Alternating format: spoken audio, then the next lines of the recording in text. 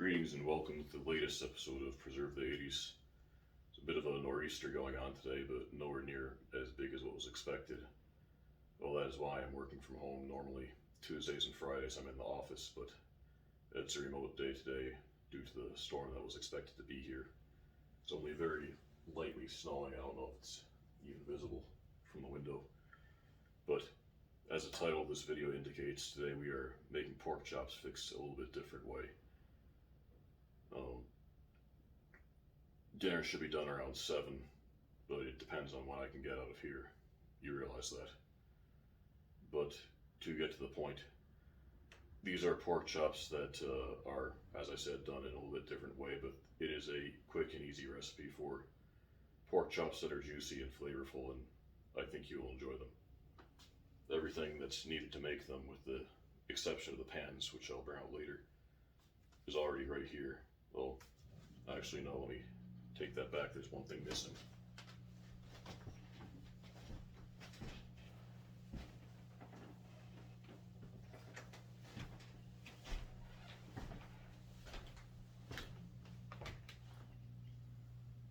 This is the Bertolli olive oil and garlic sauce.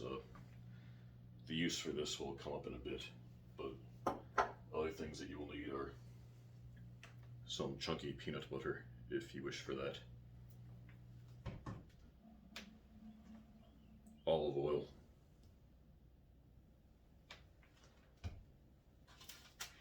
obviously the pork chops, and a dry rub of your choice. I tend to go with the Grillmates Smoky Bacon Barbecue. It's the flavor that I like, but you can use any type that you prefer to have. They cook best in a cast iron pan, and I have some cast iron pans, not enough to fit all these pork chops in, but I'll be using a Pyrex type glass pan for the other pork chops. But it's fairly simple to make these. The preparation process is not very hard.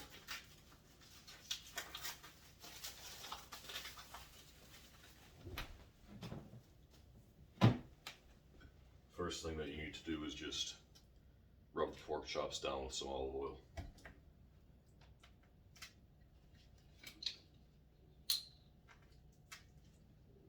Just pour a little on a plate like this. And sort of rub them around a bit, let them soak in the olive oil.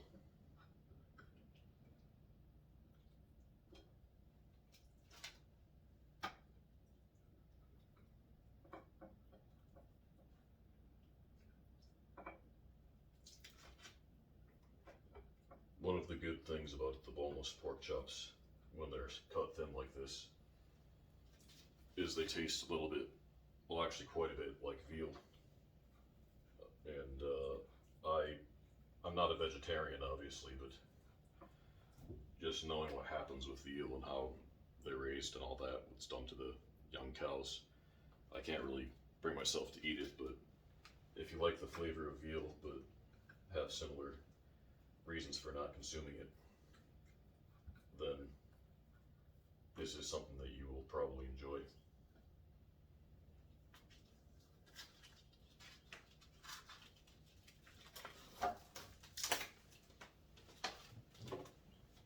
Add a bit more olive oil to the plate.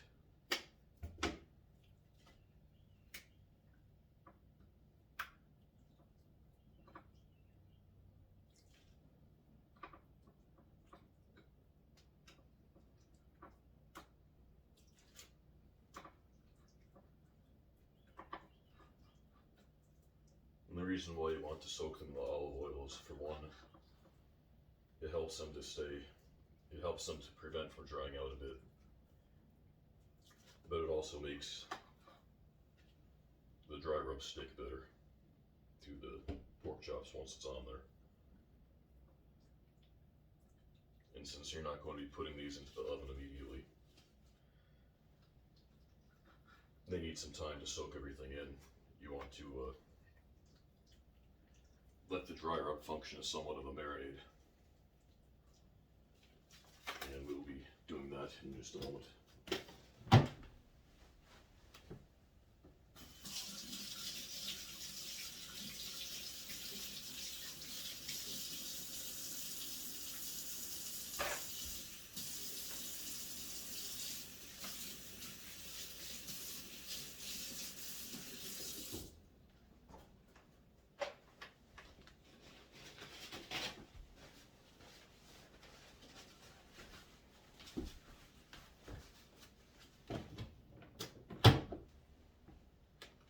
So now we are ready for the dry rub portion of things.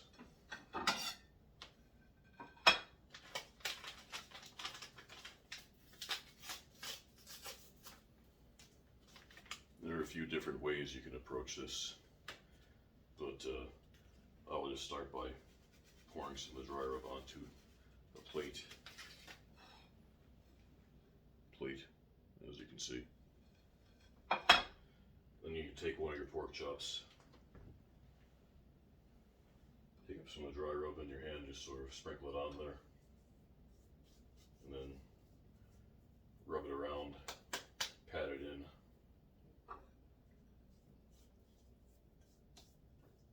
Then do the same thing for the other side.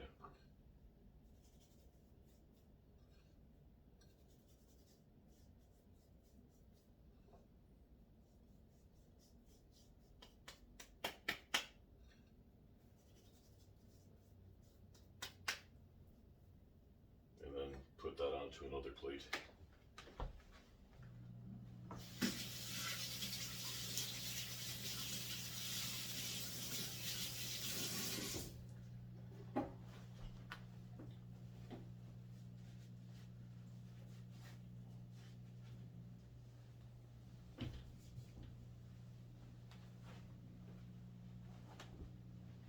Now, since you already had to watch me individually lubricate each pork chop with olive oil, I'm not going to put you through the boredom of watching all of the pork chops have the dry rub put on them. I'll just skip to the next part of the process, which is to put, once all of your pork chops have been properly coated in the dry rub, you just want to put another plate on top of this one, on top of the one where your pork chop is.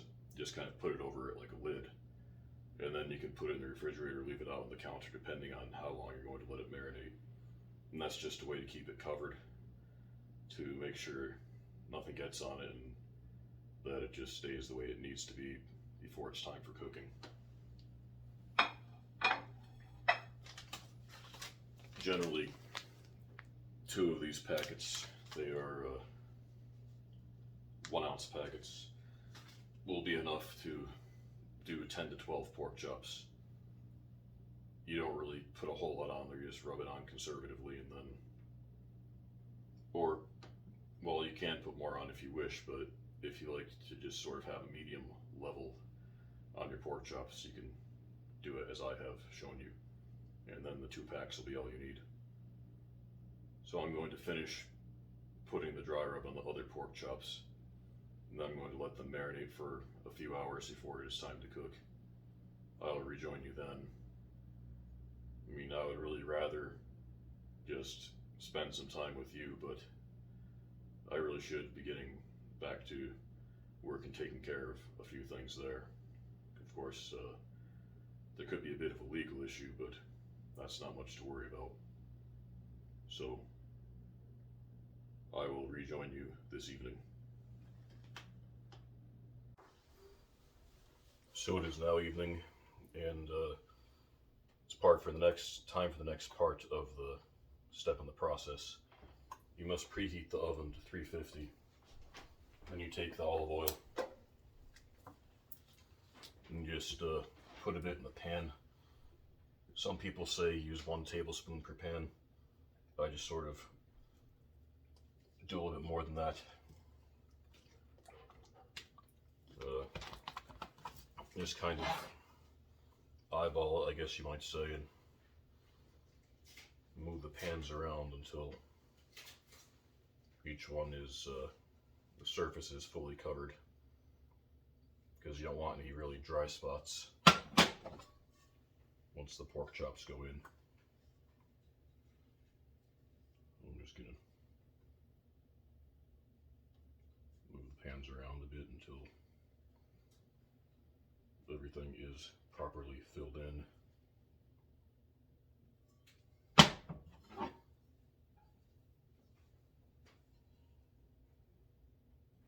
I have to use a lot of pans because I have many pork chops to cook.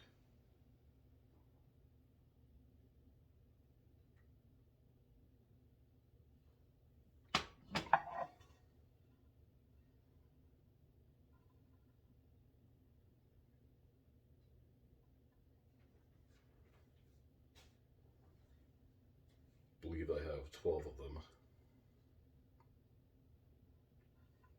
12 pork chops.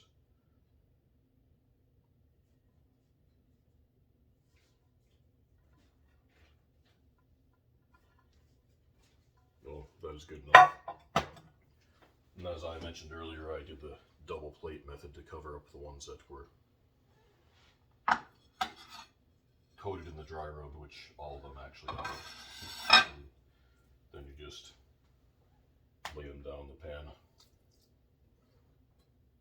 in a configuration to make the most of whatever space you happen to have.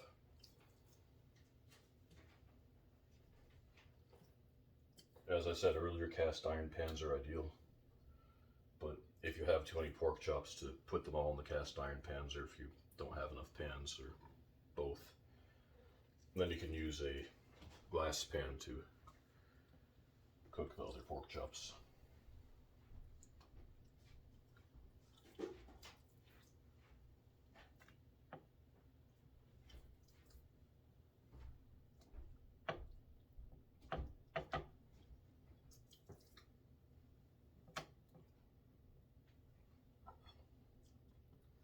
Let's see, it's a Tetris this a bit.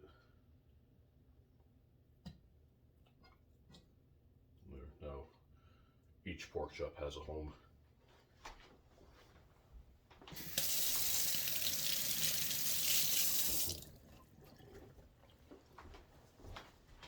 I apologize, the sound of the water right next to the microphone probably sounded very bad. I'm sorry for that. But next, you just put the pork chops in.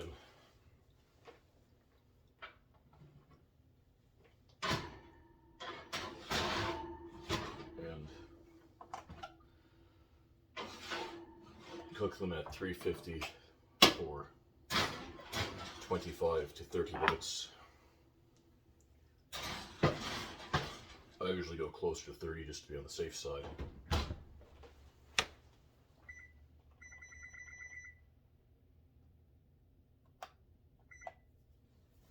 And then once the 30 minutes are up, then you're going to add your toppings, which I'll show you in a bit, and then broiling will happen, but we will cross that bridge when we get to it. I shall see you in a few minutes. And the main heating is now just about done, and now it is done. Quiet you.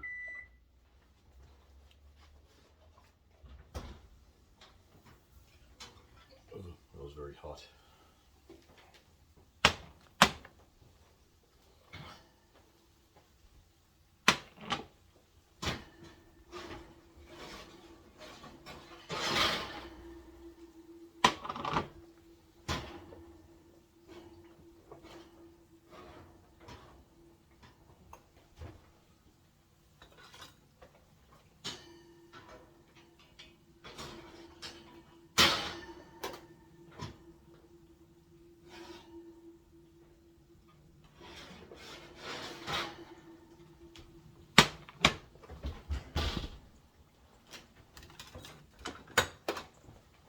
Now it is time for the next step of the process, which consists of adding the sauces and such, which then must be broiled. My wife does not like the broiling because if you put the sauces and such on there, it's fine, but if you don't, the broiling can dry it out a bit, and she does not like the toppings. So these are what your pork chops will look like if you stop here, which you can do, it's perfectly acceptable. But if you wish to move on to the next frame of things, well, I'll need some tongs, because there's one pork chop that I will be moving to a different pan. You'll see why in just a moment. And as I showed you before, I have the Bertolli olive oil and garlic sauce. And let's get the broiling started.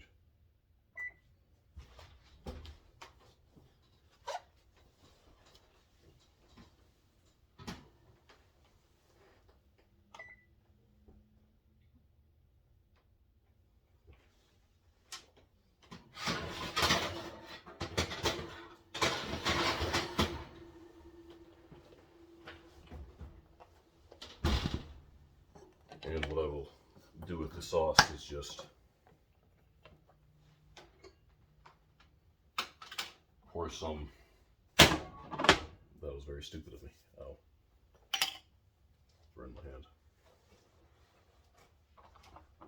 Pour some into the pan and over the pork chops.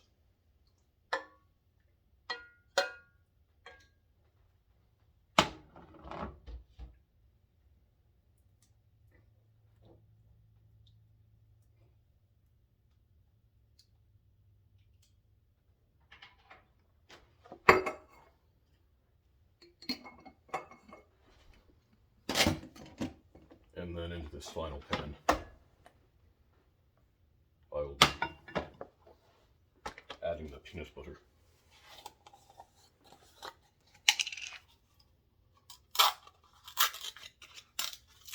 Which will require a spoon.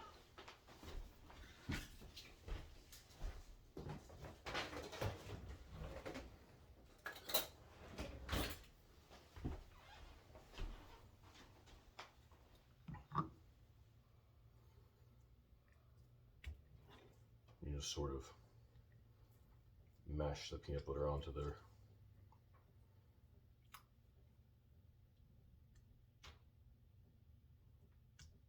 Peanut butter is not always compliant.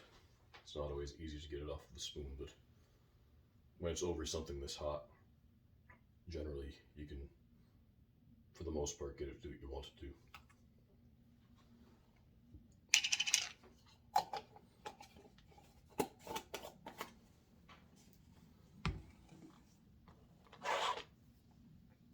What is most commonly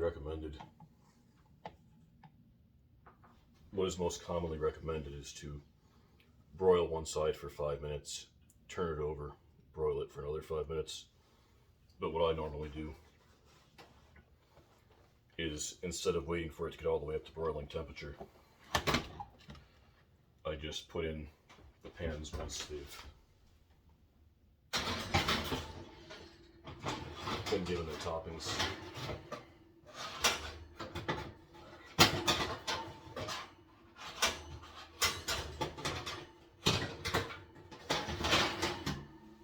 And I allow them to start broiling earlier, which is what's about to happen here. I also have this Market 32, which is a Price Chopper brand. In some states, Price Chopper is called Market 32. I'm not certain as to why. If anybody knows, leave that in the comments, please. But ciabatta bread makes a very good side dish for these type of pork chops. You can add some olive oil to it. I wish I had some Moroccan olives. I don't have any of those right now, but the ideal combination is ciabatta bread with olive oil, prosciutto, and Moroccan olives. I only have 2 of the 3, or 2 of the 4, I should say. But I like to lightly toast the bread, so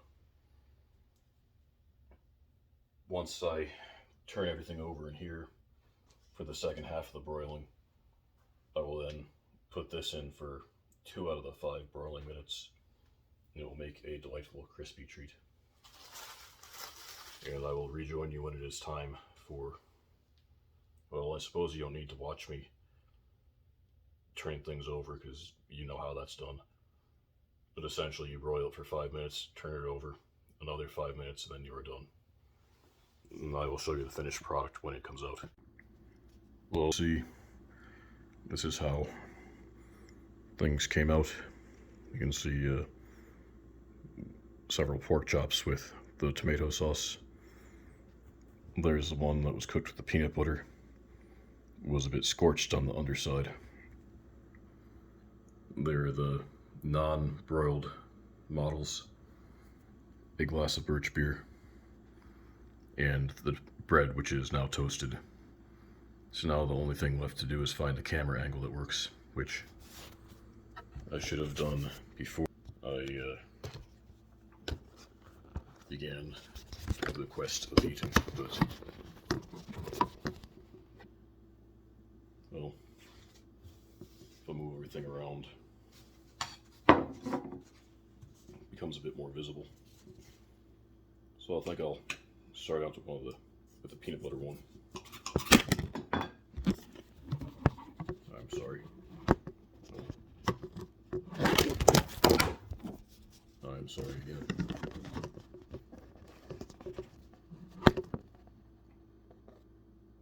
Okay. So now, here is the peanut butter pork chop.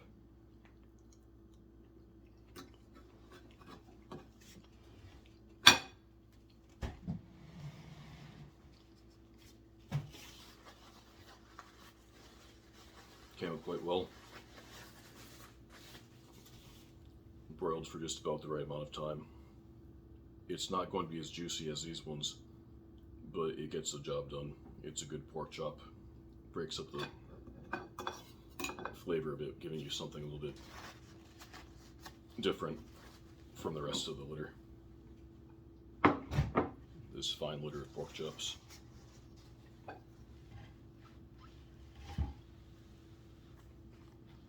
And here are my many tomato sauce ones with the garlic and olive oil.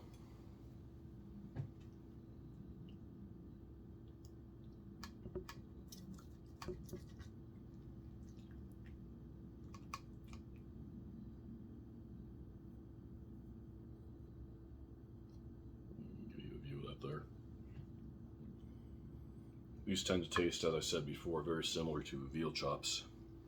So if you like veal chops, you'll like this.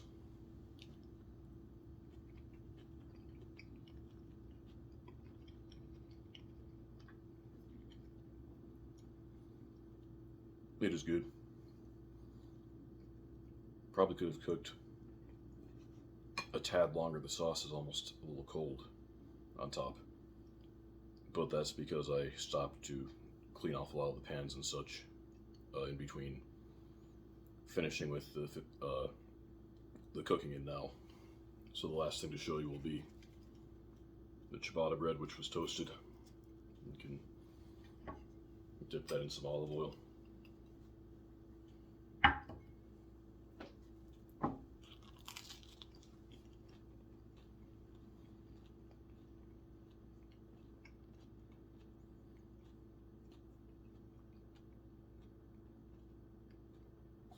Mighty pleasing. It works in a way similar to garlic bread or perhaps breadsticks with Italian food. This isn't necessarily an Italian meal, but it kind of has a bit of that bent to it, I suppose, with the presence of tomato sauce and olive oil. Birch beer.